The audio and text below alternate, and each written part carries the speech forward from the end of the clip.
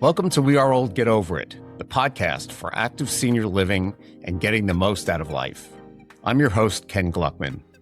During our summer break, we share highlights of some of our favorite conversations from the past year. These are just short clips from the full-length episodes. You can find the link to the original episodes in the show notes here, or just search the episode title on our YouTube channel or in your preferred podcast app. Help us share this useful and informative information by inviting your family and friends to visit our podcast. Share a clip or an episode with them, and it will give you something to talk about. And now, let's laugh and learn for the week. Ken, I am going to stop you right there and give you a really hot take. Nobody's talking about this. It's something we have to be talking about. The number one way to save money on your groceries is not what people are telling you. The number one way to save money on your groceries is to stop the food waste. People are not necessarily spending so much money in the grocery store, and that's where they're wasting their money. It is that they are spending their money bringing it home, and for a myriad of reasons, it is going bad, and they are putting that money in the trash. So the number one thing we need to be talking about is how to decrease your own family's or your own food waste so that you're not accidentally going in there and saying, oh my gosh, I didn't eat that, thing of berries. There goes $8. Oh, I didn't eat those, salad kits that I bought. There goes another $12. So food waste is a big deal. And the first thing is alluding a little bit to what you were saying is shopping with a plan does reduce food waste. So why is that? Well, if you go to the store and you buy a bunch of things and they don't go together, well, the chances are that they are probably going to wind up in the trash. So shopping with a plan really just means, do you have a couple of breakfasts, a couple of lunches, and a few dinner ideas that you are buying all of your groceries to go with? And so that plan then gets posted on your refrigerator so that when you are feeling like, I don't have anything to eat, I don't know what's going on, you can say, oh my gosh, yes, I have had 2 breakfast ideas, 2 lunch ideas, and about 3 dinner ideas. I bought all the stuff. It's in my house. And I'm reminded because I have that plan that is what I'm going to stick to. People overbuy. They think they need to eat something different every single day. And then they have too many leftovers and those go to waste. So the plan also helps you stick to not overbuying. Okay. Well, I think that for me, that goes back to the COVID days. We all forget what that was like, unfortunately. But remember when you couldn't get out to the stores because they wouldn't let you in the stores and you had to sit at home and make a list, basically a menu for the week. So basically what you're saying is the same thing. You need to make up a list of items that you really are going to eat.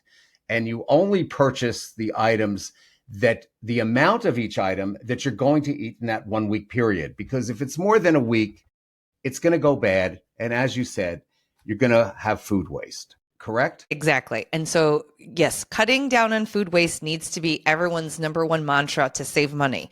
So, yes, shopping with a plan. And again, you don't have to have some kind of huge plan that is like every single meal is different. Usually for most people, it's 2 breakfast ideas, 2 lunch ideas, and 3 to 4 dinner ideas. And that's all you need. Then you can mix and match things that you have in there to make what you thought you were going to make, and also whatever is kind of running around there, you can have as a snack or whatever. But that plan is definitely great. I need to say this before we move on to another point of how to reduce food waste. If you are making a food plan that is boring and stuff you don't want to eat, that is also going to wind up in the trash. You need to make a plan with joy and things that you want to be eating. So for example, if you're somebody who loves, like I do, sweet potato nacho bowls or chicken flatbreads or fun spicy salmon bowls or whatever you like to eat, that is the first place to start when you're making a grocery list. It's not what would be healthy. It's not even what's on sale. It is not what do I have coupons for. It doesn't matter. If you buy a bunch of stuff you don't want to eat, guess who's not going to eat it? You. Taste rules when it comes to nutrition. If it does not taste good, it does not lure you, you're not going to do it. You're going to throw it away and potentially even order takeout. So that's a double whammy of waste. So anyway, Wow. start with what do I want to eat? And that's how you create this list. You can have a choice of different packaging to store it in your refrigerator. Do you believe that you should be using the glass containers, like the Pyrex type things, or is the plastic okay? Can you put it in plastic bag? What are your thoughts on that, and what are your suggestions for people? Yeah. So over time, I have slowly transitioned myself out of all plastics into clear glass containers. Doesn't mean I'm fear mongering and saying, oh my gosh, it's horrible. You should never keep things in plastic. However, if there is an extra step that we can do that our food isn't touching even more plastic after we, bought it in plastic, bring it home in plastic, having it in plastic, great. I think glass is a smart move for that. But the other thing that really has occurred to me and has helped me out a lot to save money, not ditching my leftovers, is that when you have the food in a glass container, it is already ready to pop in the microwave and heat up, so that it is like a very next convenience step. So yeah, you don't have to freak out and be like, oh my God, I can't believe I'm using plastic all these years. But over time, maybe if it's a holiday gift, you're asking for a set of 4, clear glass containers, and you're slowly, transitioning. I think that is it's a smart idea. Okay. I just wanted to ask that question because I agree with you, and I haven't really made that transition. I mean, I have like some glass and some that's plastic, and I keep looking at the plastic and saying, I knew we shouldn't be using this. So I'm going to tell my wife we need to throw it out. Okay. Well, yeah. And you know what I did that really helped with the transition is you got sizes of these plastic containers that you really enjoy, or they're like your go-to. Some are round, or some are rectangle, or some are deep, or some is I really realized like which are the ones that I like and I keep going to. And I made sure that the glass containers I had matched my favorite sizes of those. Because even though that seems like a silly detail, it's actually a big deal.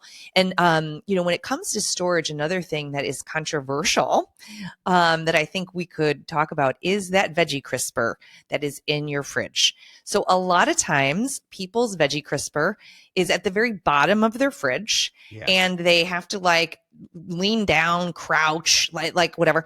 So I actually call the veggie crisper a rip drawer. Rest in peace. I believe that when you put something in your crisper drawer, it's where it goes to die and be forgotten about, because it has happened to me a million times where I have put things in there and then I forget about them.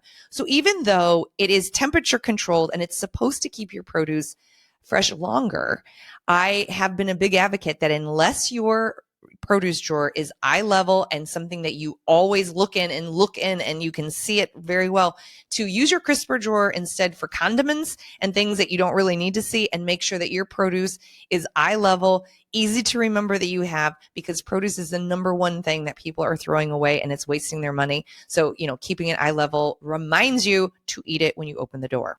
That's a great tip, by the way. That's a wonderful tip. I think I'll probably write that one down on my list. I mean, it's happened to me enough times. I mean, yeah, you know what? I really, yes, I think things at eye level, leftovers in the same situation, in the same place, well labeled or in clear containers, with the date. So you have, remembering like, oh, it's not that old. So stop being such a, sissy and eat it. I think they're all smart ideas. And really at the end of the day, as many coupons as you clip and as much of a plan that you have, if you're throwing food away, that is where your money is going, in the trash. Bottom line is, yes, you need to shop with a plan that you've made with joy. Yes. Then going to your favorite store can be done and still saving money there.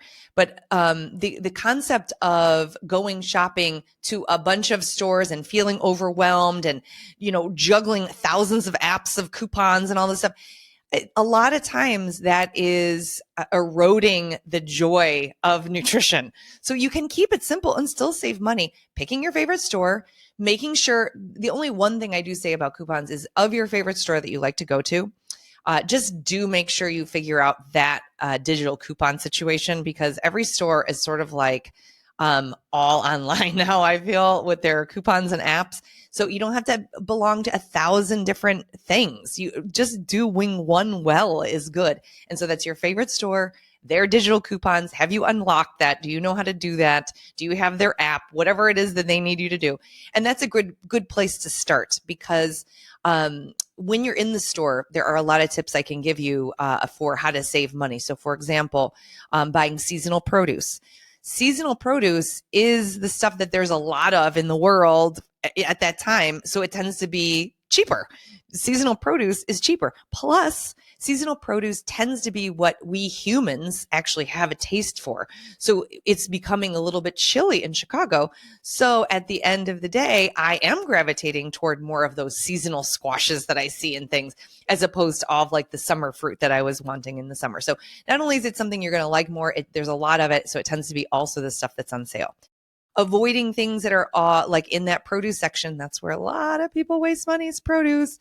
So you're trying to buy things in season. You're trying to buy things that are not already cut, because not only are they, expensive because somebody put in all that time to cut them up for you, they're also going to lose shelf life quicker because they're cut and they've been lingering around the store for a while. So that could lead to quicker food waste as well. So saving money by not buying that cut up stuff.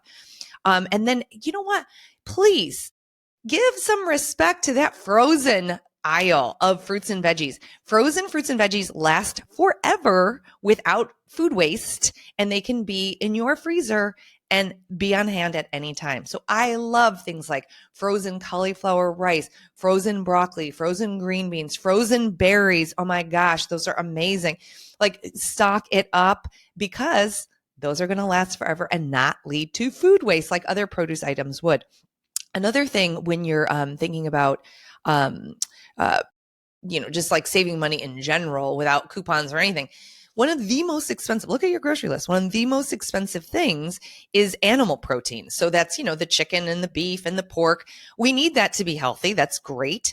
However, we're snoozing on a really important protein source, and that is beans. Whether they're dried beans that you make or canned beans, even the canned beans are not an expensive protein source, but they are convenient.